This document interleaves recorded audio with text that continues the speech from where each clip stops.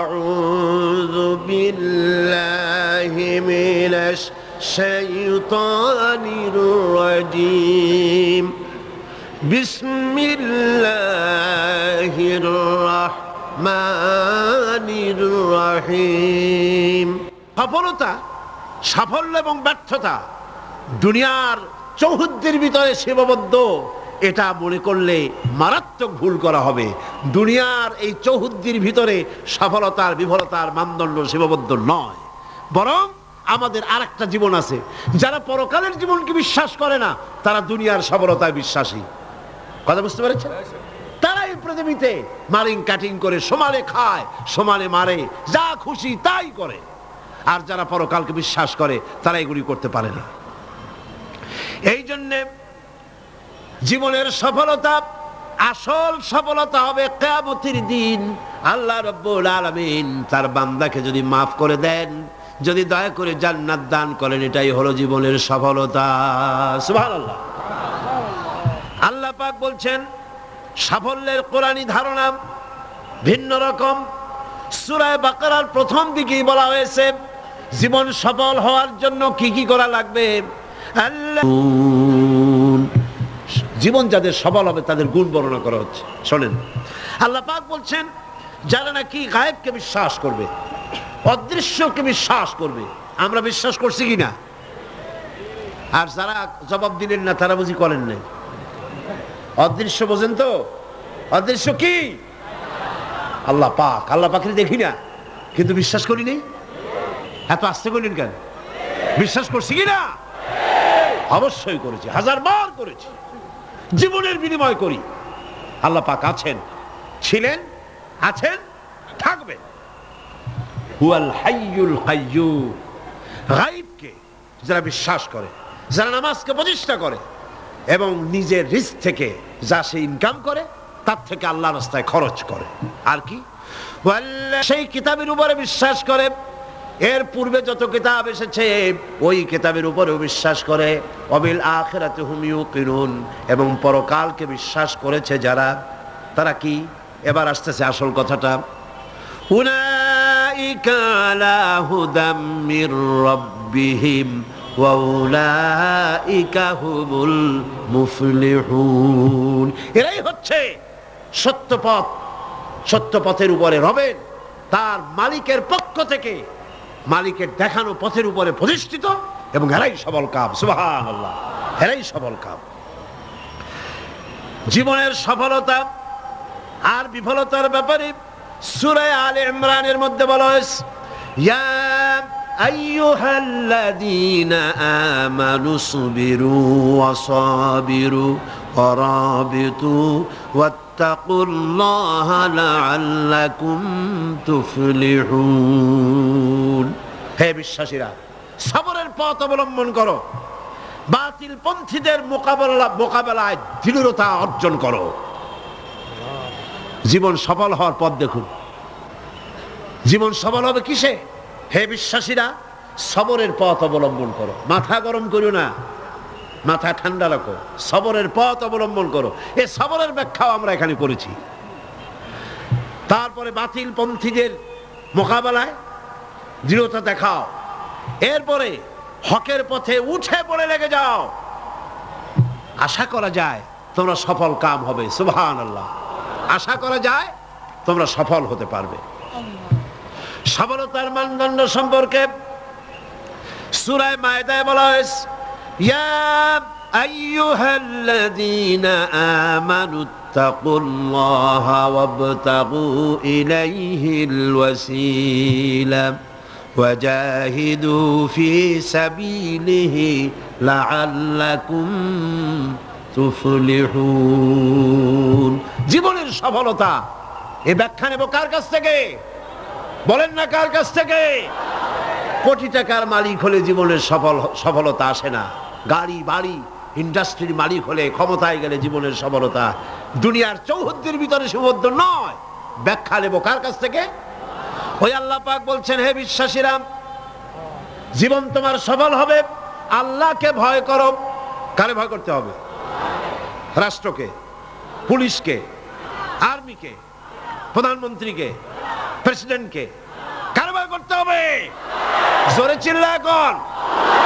আল্লাহ রাব্বুল আলামিনকে ভয় করো, আর আল্লাহর নৈকট্য, আল্লাহর দরবারে পৌঁছার জন্য নৈকট্য অবলম্বন করো, নৈকট্য লাভের অনুসন্ধান করো। আল্লাহর কাছে যাওয়ার জন্য নৈকট্য লাভের অনুসন্ধান করো। ওয়াবতাগু ইলাইহিল ওয়াসিলা, এর তাফসীর করা হচ্ছে আমলে সালেহ, নেক কাজ করো। সেই নেক কাজগুলি তোমার জন্য জান্নাতে যাওয়ার ওসিলা হয়ে যাবে। সুবহানাল্লাহ। ওসিলা তালাশ করো। আর হলো আল্লাহর পথে সাধনা করো, চেষ্টা করো, মুজাহিদা করো, জিহাদ করো, সংগ্রাম করো, তাহলে তোমাদের জীবন সফল হয়ে যাবে।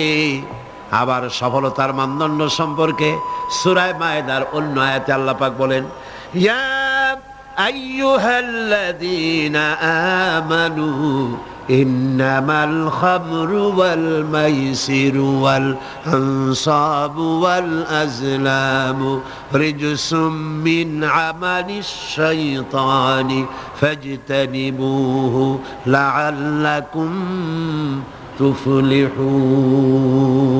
হে বিশ্বাসীরা, মদ, জুয়া, মূর্তি চায়, মদ এবং জুয়ার মাধ্যমে তোমাদেরকে আল্লাহর জিকির স্মরণ থেকে গাফিল করে দিতে, তোমাদের পারস্পরিক, তোমাদের মধ্যে শত্রুতা বৃদ্ধি করে দিতে চায়। ফাহাল আনতুম মুনতাহুন, এগুলি শোনার পরেও কি তোমরা এই মদ আর জুয়া থেকে ফিরে থাকবে না? কে বলতেছেন? কে বলতেছেন? এর থেকে ফিরে থাকো, লাআল্লাকুম তুফলিহুন, আশা করা যায় তোমরা সফল কাম হবে। আমরা সফলতার আশা করি আল্লাহ নিষিদ্ধ জিনিসকে জারি করে দিয়ে, আল্লাহ নিষেধ করা জিনিসগুলি চালু করে দিয়ে তার মধ্যে সফলতা আশা করি। আর আল্লাহ বলেন, আমার নিষিদ্ধ করা জিনিসগুলিকে দুনিয়ার বুকে নিষেধ করো, বন্ধ করে দাও, তাহলে সফল হবে। প্রসঙ্গক্রমে আমি আপনাদের সামনে বলতে চাই, 1996 নির্বাচনে আমি পার্লামেন্টে আসার পর মদ জুয়া নিষিদ্ধকরণ বিল 96, এই বিল আমি উত্থাপন করেছিলাম, বিল পেশ করেছিলাম। আপনারা নিশ্চয়ই পত্রপত্রিকায় দেখেছেন, দেখছেন না? সেই বিল উত্থাপন করার পর স্পিকার সাহেব কমিটিতে পাঠিয়ে দিলেন, সংসদীয় কমিটিতে পাঠিয়ে দিলেন। সুদীর্ঘ 2 বছরের ভিতরে এই বিলের কোনো খোঁজ নাই। মারাত্মক ডিপ ফ্রিজের অতল তলে বিল পড়েছিল। সেখান থেকে 15/10/98 তারিখে 2 বছর পর প্রথম আমার বিলের ব্যাপারে একটি মিটিং ডাকা হলো সংসদের কমিটি কক্ষে। আমি এই ঘটনা শুনেছি এই কারণে, এই আয়াতের সঙ্গে রিলেটেড জীবনের সফলতা আর বিফলতার মানদণ্ড কোথায়। আমরা মনে করি আল্লাহ নিষিদ্ধ করা জিনিসগুলি চালু করলেই জীবনে সফলতা আসবে, আর আল্লাহ কয় আমার নিষিদ্ধ করা জিনিসগুলি রাষ্ট্রীয়ভাবে নিষিদ্ধ করলেই জীবন সফল হবে। মিটিং বসলো, সেই মিটিং অন্তত 50-60 জন লোক আসছেন। কারা এসেছেন? বিভিন্ন মন্ত্রণালয়ের সিনিয়র অফিসার, সচিব, উপসচিব পর্যায়ের লোকেরা এসছেন। এমপি আসছেন কয়েকজন, সরকারি দলের, বিরোধী দলের। আমাকে তো ডেকেছে। আমার মনে হলো, আশান্বিত হলাম, 2 বছর পরে হলেও বিল তো মরে নাই, জিন্দা আছে। এবং আমার মনে হলো যে এতগুলি মুসলমান এখানে, মনে হয় আমার এই বিলের পক্ষেই তারা কথা বলবেন, এটা আমি আশা করলাম। আমাকে যিনি সভাপতিত্ব করছিলেন, তিনি আমাকে বললেন, আপনি আগে কথা বলবেন না, সকলের বলা শেষ হবে তারপর আপনি বলবেন। সবটা শুনিয়া বললাম ঠিক আছে। শুরু হলো এই বিলের ব্যাপারে বলা, আলোচনা শুরু হলো। বিলের ব্যাপারে ফাইল তৈরি হয়েছে, এত বড় আমার কাছে ফাইল আছে। বিভিন্ন মন্ত্রণালয় মদ নিষিদ্ধ করলে, জুয়া নিষেধ করলে এই দেশের কি হবে, এই ব্যাপারে তারা তাদের মন্তব্য দিয়েছে। মন্ত্রণালয়ের মন্তব্য, জাতিসংঘ কি ফতোয়া দিয়েছে তাও আছে, সার্ক এ ব্যাপারে কি ফতোয়া দিয়েছে তাও আছে। এত বড় ফাইল। শুরু হলো প্রথমেই অর্থ মন্ত্রণালয়। সভাপতি সাহেব বললেন আপনি বলেন এই বিলের ব্যাপারে। অর্থ মন্ত্রণালয় বলল, মাননীয় সভাপতি, যদি এই বিল কার্যকরী হয়, মদ যদি বন্ধ করে দেওয়া হয়, তাহলে আমার দেশ প্রতি বছর 28 কোটি টাকার রাজস্ব ইনকাম থেকে মাহরুম হয়ে যাবে। স্বাস্থ্য মন্ত্রণালয় বলল, মদ যদি না থাকে জনগণের স্বাস্থ্য শেষ।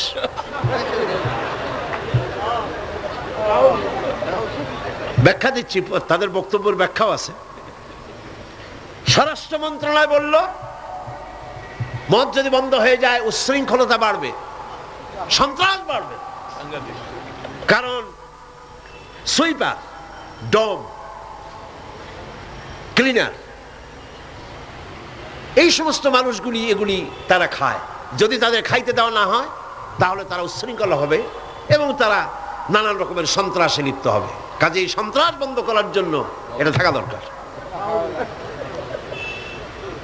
ইন্না লিল্লাহি ওয়া ইন্না ইলাইহি রাজিউন। খুব হতাশ হলাম এবং মনে মনে ভাবতে থাকলাম যে আল্লাহ, আজকের এই মিটিং এর ছবি তো তোমার ক্যামেরা ধারণ করছে। কিয়ামতের দিন এই লোকগুলি কি জবাব দেবে তোমার দরবারে? আমি তো আমার বাপের বিল নিয়ে হাজির হই নাই, আমার বাপের বিল তো নিয়ে হাজির হই নাই। এরপরে পররাষ্ট্র মন্ত্রণালয়ের পক্ষ থেকে বলা হলো, আমরা গরিব দেশ। যুক্তি দেখুন, আমরা গরিব দেশ, ডোনাররা আমাদেরকে সাহায্য দেয়, বিদেশি সাহায্যদাতারা, দাতা গোষ্ঠী, তারা আমার দেশে সাহায্য নিয়ে আসে। ওনাদেরকে যদি একটু মদুনা দিতে পারি তো দিলাম কি,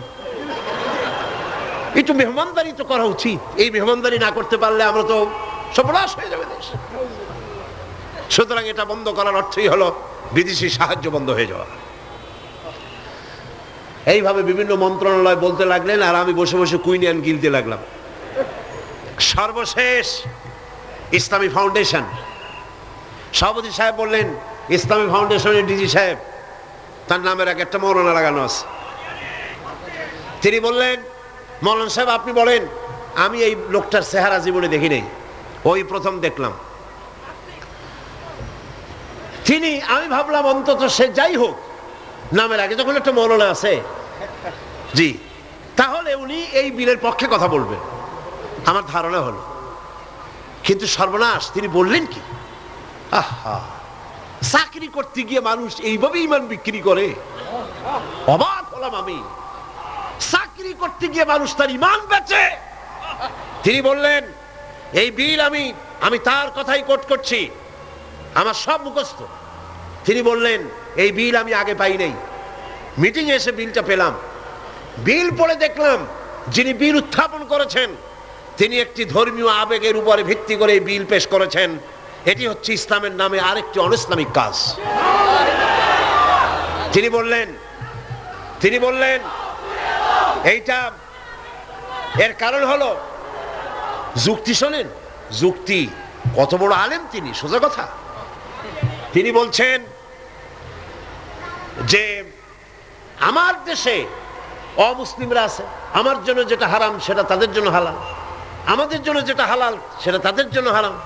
আমার দেশে অমুসলিম বহুত আছে, সুতরাং আমরা যদি মদ নিষিদ্ধ করি অন্য জাতির উপরে তা জুলুম হবে। আর আল্লাহ বলেছেন লা ইকরাহা ফিদ্দীন, ইসলামে কোনো বাড়াবাড়ি নেই। তিনি আরো এক ধাপ আগিয়ে গেলেন। তিনি বললেন, শুধু এই বিলের ব্যাপারেই নয়, বাংলাদেশের সংবিধানের মধ্যে আল্লাহর উপর ঈমান এবং অবিচল আস্থার কথা বলেও অমুসলিমদের উপরে, সংখ্যালঘুদের উপরে প্রেসার ক্রিয়েট করা হয়েছে, জুলুম করা হয়েছে। এই বক্তব্য শেষ হওয়ার পর আমাকে সময় দিল, কপাল খারাপ, মাগরিবের বাকি তখন 10 মিনিট, সামান্য সময় পেলাম।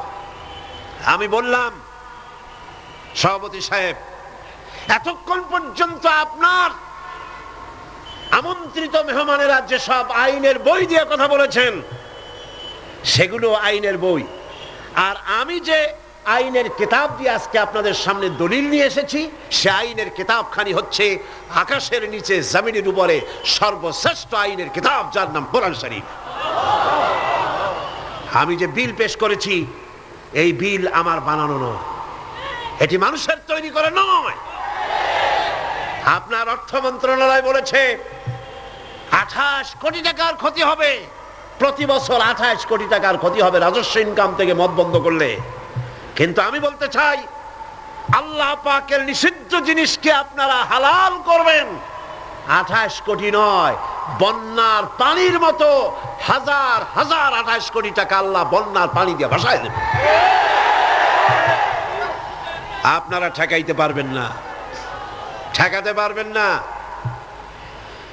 খেতে দেওয়ার মালিক কে? ইমাম খোমেনিকে আমেরিকান প্রেসিডেন্ট বলেছিলেন, আমার বন্দীদেরকে ছেড়ে দাও, কূটনীতিকদেরকে ছেড়ে দাও, যদি না ছাড়ো তাহলে তোমাদের খাদ্য এবং রসদ যা আমরা পাঠাই ইরানে তা পাঠানো বন্ধ করে দেব। ইমাম খোমেনি ভরসটে সিটই করছিলেন নাকি? খোমেনি সাহেব কি বললেন? ইতিহাস সাক্ষী। খোমেনি সাহেব বললেন, আমেরিকার প্রেসিডেন্ট সাহেব, তুমি খাবার দেবা না এই কথা কইয়া ভয় দেখাও কারে? আমি তো সেই জাতি যার বছরের ভিতরে 1 মাস উপাস থাকা ফরজ, বছরে 1টা মাস না খেয়ে থাকা ফরজ। তুমি আমারে ভয় দেখাও না খেয়ে থাকা, তোমার খাদ্যের পরোয়া আমি করি না। সুতরাং ভয় তো করতে হবে আল্লাহ পাক। খাদ্য দেওয়ার মালিক তিনি, খাবারের মালিক দেওয়ার মালিক কে?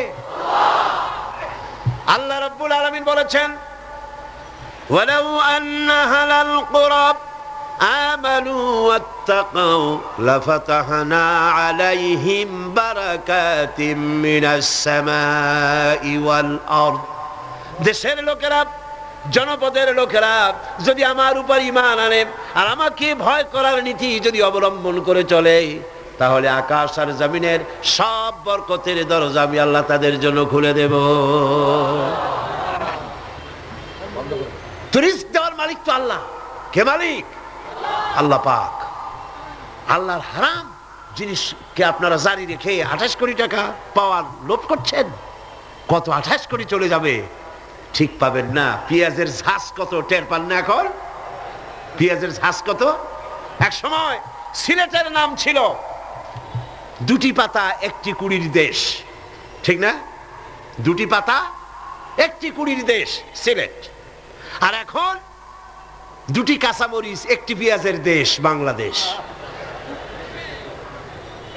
মানুষ যখন নিজের দাম বোঝে না তখন আল্লাহ জিনিসের দাম বাড়ায় দেয়। দাম কার? পেঁয়াজের নাম আর কার দাম? মানুষের দাম। মানুষ তার দাম বোঝে নাই, আল্লাহ কাঁচামরিচের দাম বাড়াই দেয়। যা, পেঁয়াজের দাম, কাঁচামরিচের দাম, হাবিজাবির দাম বাড়িয়ে গেল, মানুষেরা না খেয়ে মরতেছে। সুতরাং আপনারা ঠেকাবেন কি করে? স্বরাষ্ট্র মন্ত্রণালয় বলছে উচ্ছৃঙ্খলতা বাড়বে। আশ্চর্য কথা। আল্লাহ বলছেন উচ্ছৃঙ্খলতা কমবে, আর আপনি বলতেছেন বেড়ে যাবে। কি আশ্চর্য কথা। স্বাস্থ্য মন্ত্রণালয় বলছে যে স্বাস্থ্য খারাপ, স্বাস্থ্য ভালো হবে মদ খাইলে, না খাইলে স্বাস্থ্য খারাপ হবে। রাসূলুল্লাহ বলেছেন মদ কোন ওষুধ নয়, মদ নিজেই ব্যাধি, এটা নিজেই রোগ। সুতরাং কথা হচ্ছে মেহমানদারি মদ দিয়া করা যাবে না। রাসূল কারীম সাল্লাল্লাহু আলাইহি ওয়াসাল্লামের কাছে মদ নিষিদ্ধকরণ আয়াত যখন নাজিল হলো, এই আয়াত যেটা আমি পড়লাম, একজন সাহাবী এসে বললেন, হুজুর আমার কাছে কিছু মদ আছে, আমি এখন করবো কি? দেখেন আমি সেইখানে সেই মিটিং এ বললাম, সেই সাহাবী জিজ্ঞেস করলেন, হুজুর আমি করবো কি? কোন ইহুদির হাদিয়া দিয়ে দেই?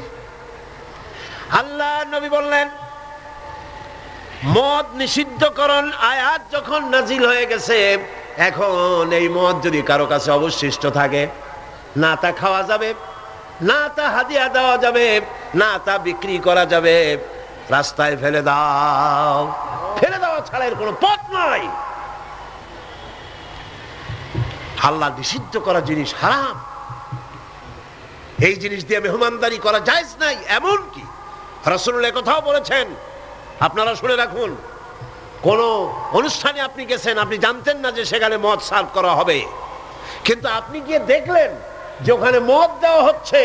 রাসূলুল্লাহ বলেছেন, আল্লাহ এবং পরকালের বিশ্বাস যদি কলিজার মধ্যে থাকে, ওই অনুষ্ঠান পরিত্যাগ করো, বেরিয়ে যাও।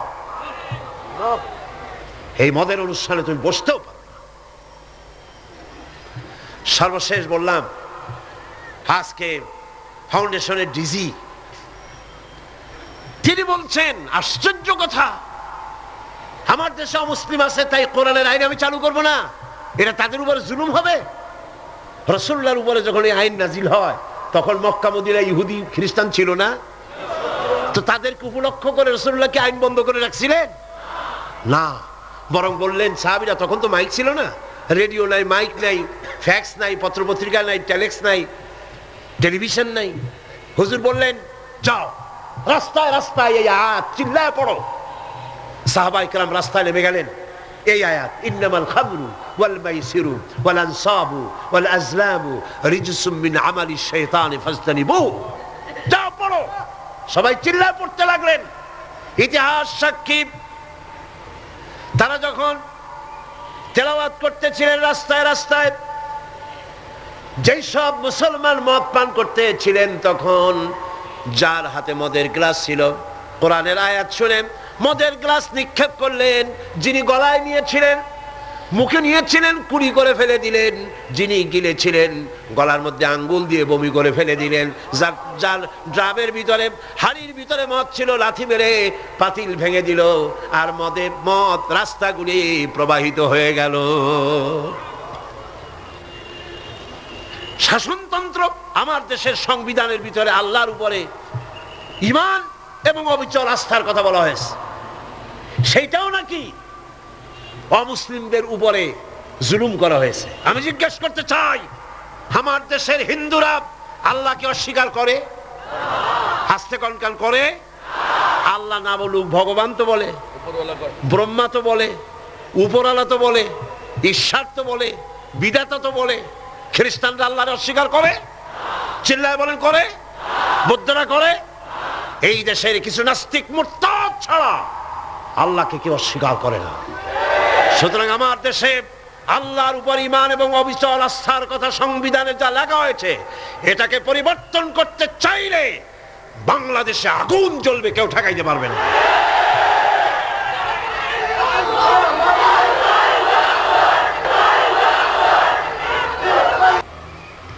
দুই বছর পর একবারের জন্য এটা উঠলো, আমি সব কথা বলতে পারলাম না, মাগরিবের আজান হয়ে গেল।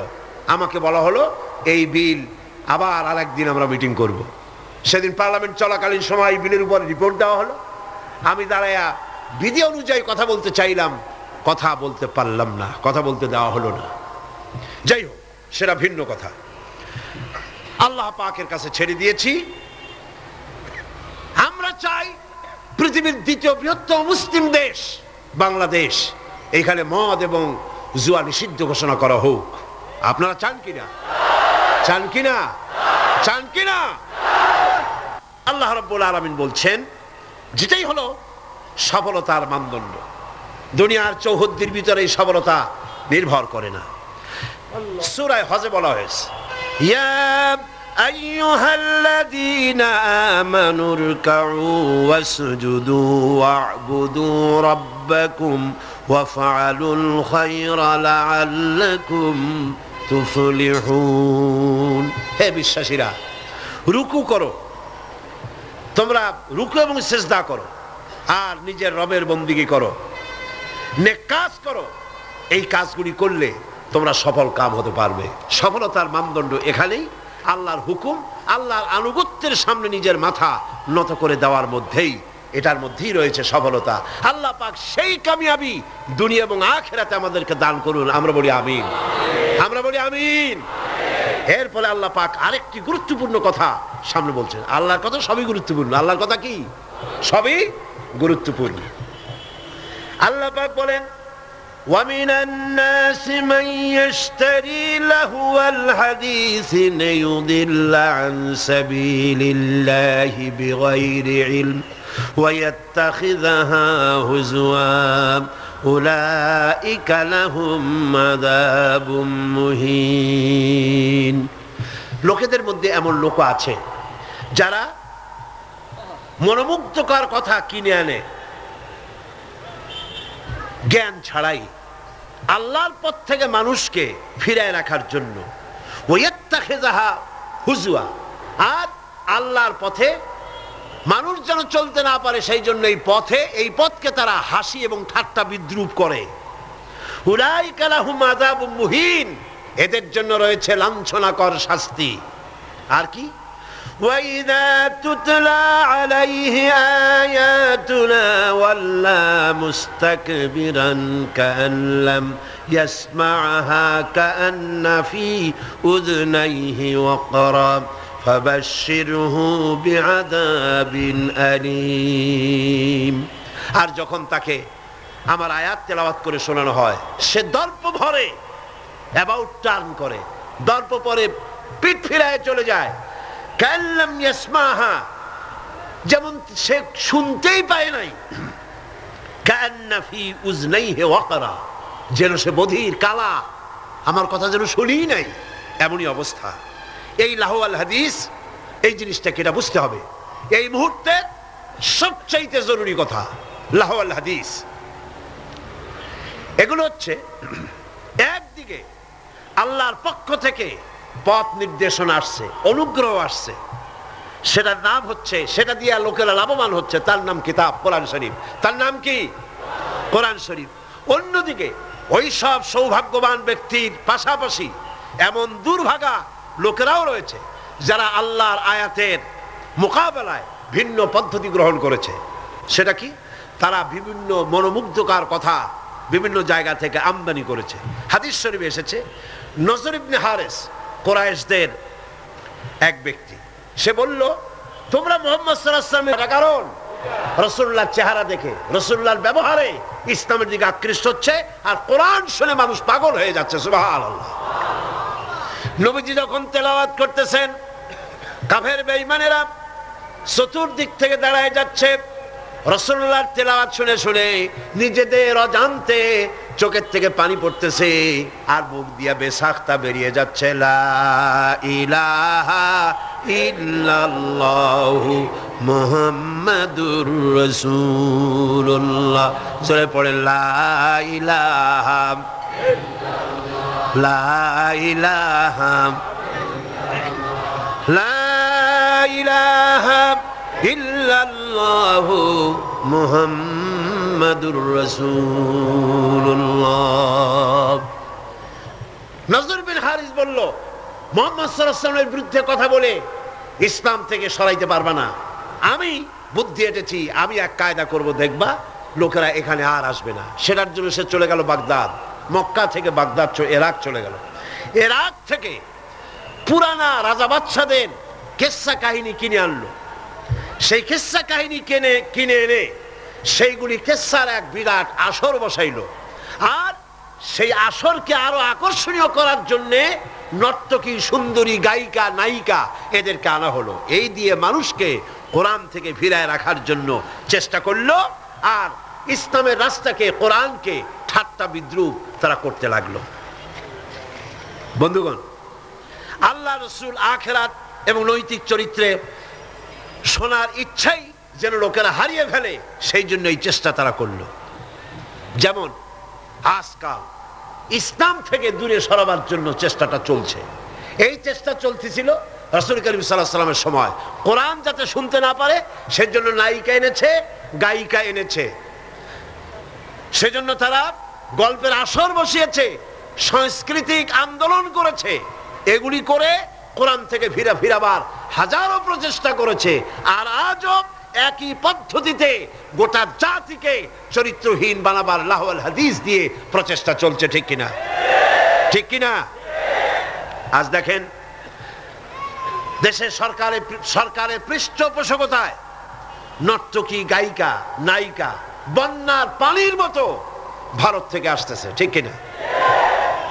এরপরে আল্লাহর কোরআনের পথে বাধা দেওয়ার জন্য নাচ, গান, নাটক, সিনেমা ইত্যাদির আমদানি করা হচ্ছে। এগুলি করে ইসলামের পথে বাধার সৃষ্টি করা হচ্ছে। দর্শন বাড়তেছে, চরিত্রহীনতা ক্রমান্বয়ে বাড়তেছে। এগুলি সব হচ্ছে লাহওয়াল হাদিস। এগুলি কি বলুন? লাহওয়াল হাদিস। এই লাহওয়াল হাদিস থেকে আল্লাহ পাক বাঁচার জন্য বলেছেন, যারা কেনে এই লাহওয়াল হাদিস, যারা কেনে অর্থাৎ নিরর্থক, মনোমুগ্ধকর, আকর্ষণীয়, আল্লাহর পথ থেকে ফিরাবার যত ব্যবস্থা আছে সবগুলি হচ্ছে লাহওয়াল হাদিস। এগুলি তারা কেন করে? এগুলি করে লিইউদিল্লা আন সাবিলিল্লাহ, আল্লাহর রাস্তা থেকে মানুষগুলোকে ফিরাবার জন্য, আর কোনো কারণ নেই। মুন্সিগঞ্জে আমার এক মাহফিল ছিল, নারায়ণগঞ্জের এপার। সেই জায়গায় প্রোগ্রামটা আমার শুক্রবার দিন প্রোগ্রাম হবে সকাল 8টায়, একটা দোয়ার মাহফিল।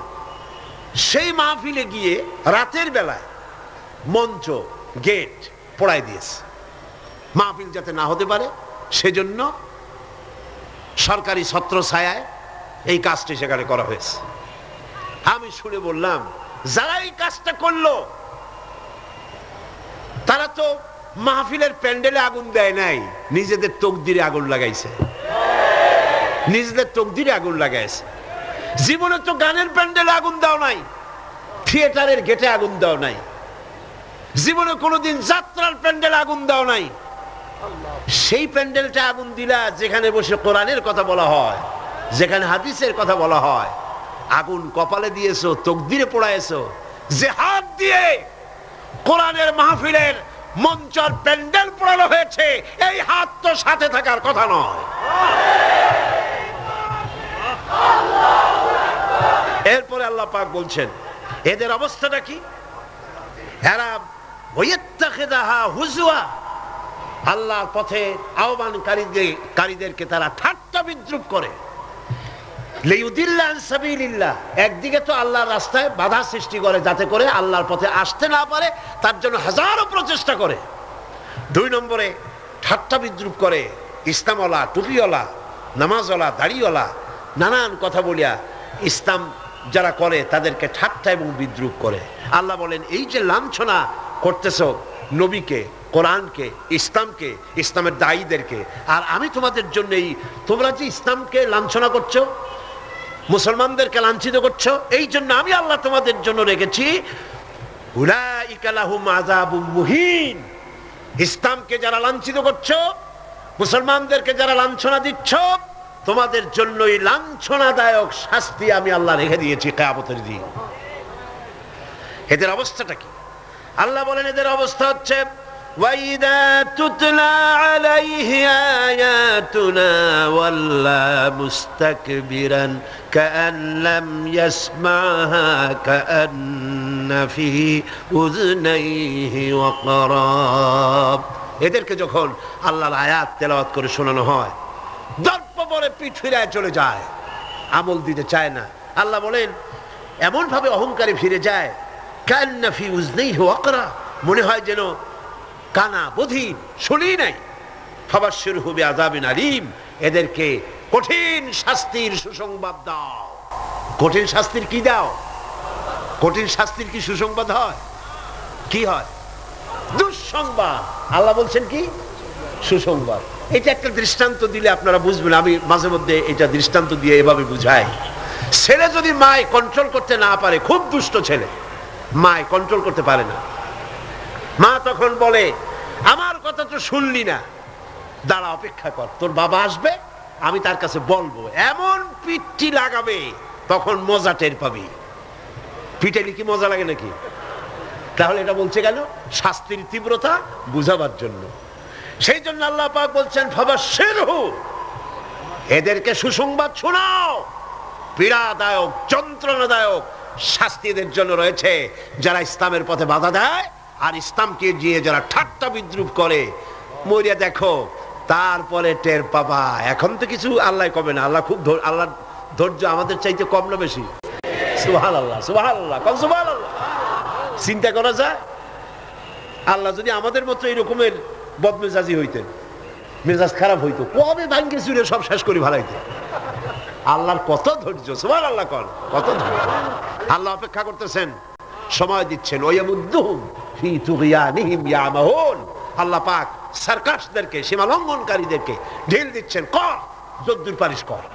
তারপরে যখন প্রান্ত সীমায় চলে যায়, এরপর আল্লাহ পাক ধরেন, আর যখন ধরেন তখন ছাড়াই নিতে পারে এমন ক্ষমতা পৃথিবীর কারো। আল্লাহ পাক বলছেন, ইন্নাল্লাযীনা আমানু ওয়া আমিলুস সালিহাতি লাহুম জান্নাতুন নাঈম খালিদিনা ফিহা ওয়াদাল্লাহি হাক্কান ওয়া হুয়াল আজিজুল হাকীম। নিশ্চয়ই যারা ঈমান এনেছে, আমলে সালেহ করেছে, তাদের জন্য রয়েছে নিয়ামতে পরিপূর্ণ জান্নাত। সুবহানাল্লাহ। গালাগালি সহ্য করো, তোমরা গালাগালি সহ্য করো, মার সহ্য করো, অত্যাচার সহ্য করো, জুলম সহ্য করো, আর নিজেদের কদমকে মজবুত করো, দ্বীনকে প্রতিষ্ঠার পথে এগিয়ে যাও। আল্লাহ পাক বলছেন, আমি তোমাদের জন্য নিয়ামতে পরিপূর্ণ জান্নাত রেখেছি, ওদের জন্য দুনিয়া, তোমাদের জন্য জান্নাত। সুবহানাল্লাহ।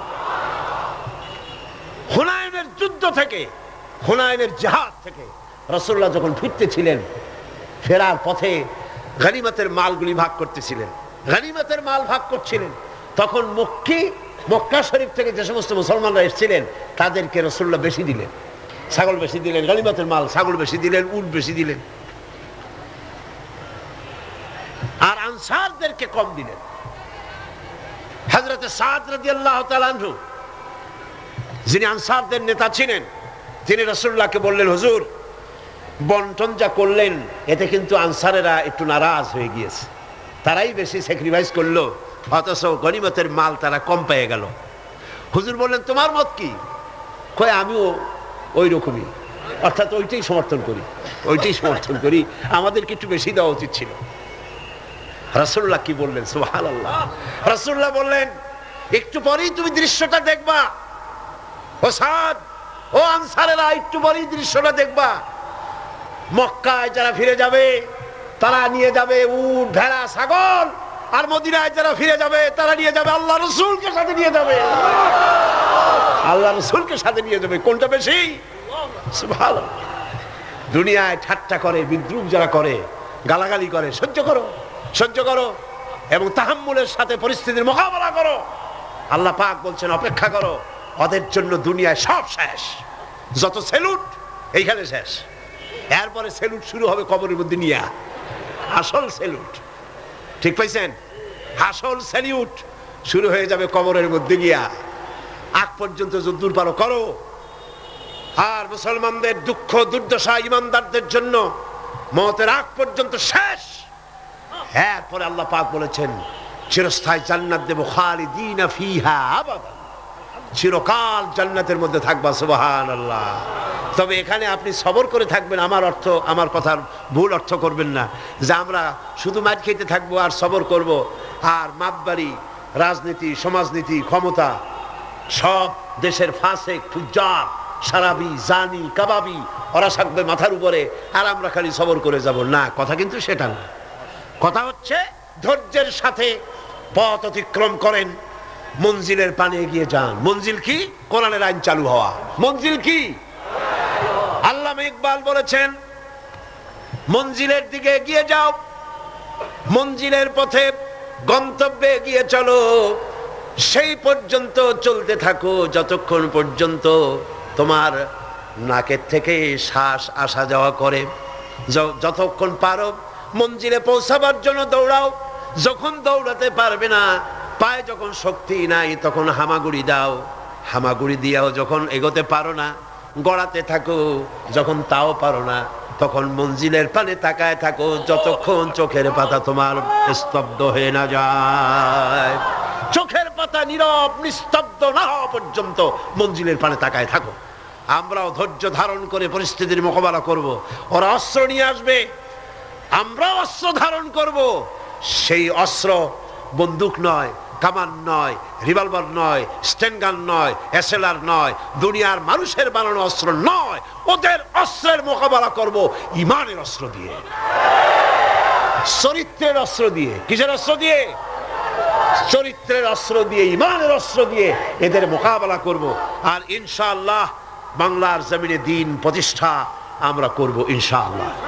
আল্লাহ পাক বলছেন, এইভাবে যারা ঈমান আনবে, আমলে সালেহ করবে, ওদের জন্য জান্নাতুন নাঈম, নিয়ামতে পরিপূর্ণ জান্নাত দেব, খালিদিনা ফিহা, ওর মধ্যে তারা চিরকাল থাকবে।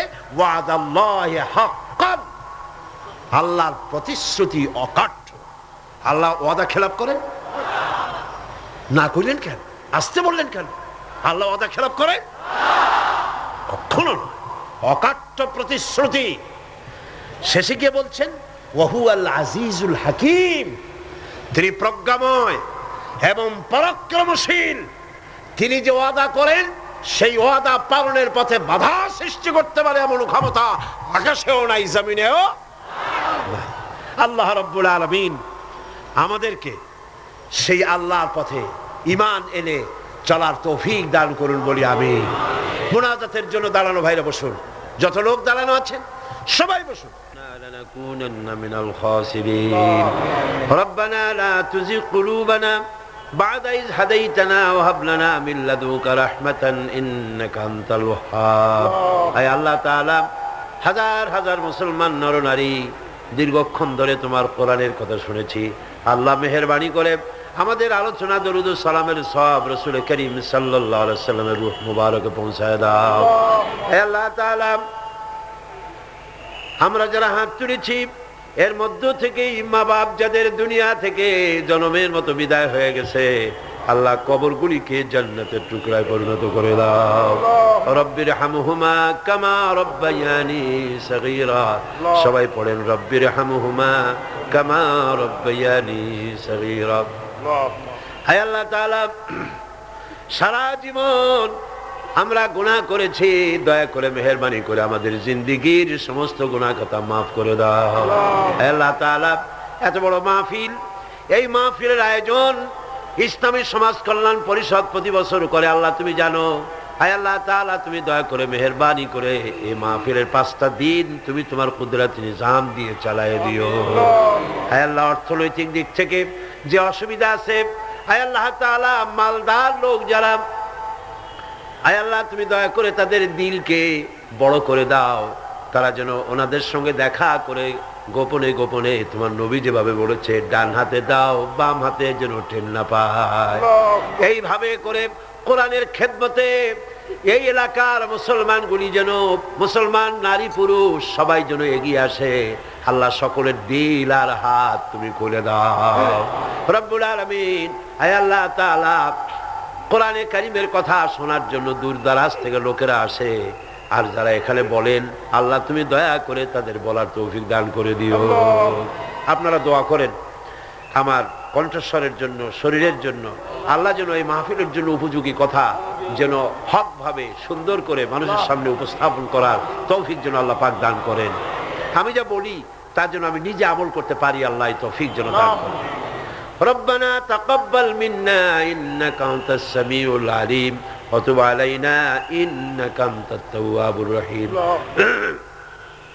سبحان ربك رب العزة عما يصفون وسلام على المرسلين الحمد لله رب العالمين واجعل آخر كلمتنا عند الموت لا إله إلا الله মুহাম্মাদুর রাসূলুল্লাহ। আসসালামু আলাইকুম ওয়া রাহমাতুল্লাহ।